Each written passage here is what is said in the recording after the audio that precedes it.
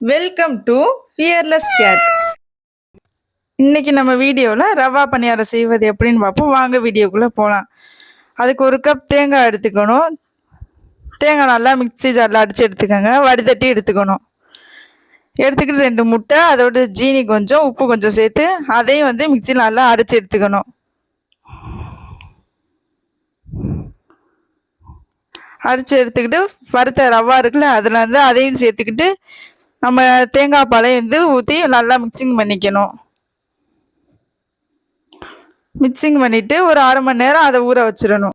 Stove on பண்ணிக்கிட்டு ஒரு கடாயில் எண்ணெய் ஊற்றி மீடியம் ஃப்ளேமில் வச்சுக்கணும். நம்ம ஊற வச்ச ரவா பணியார மாவை எடுத்து எண்ணெயில் போட்டு எடுக்கணும்.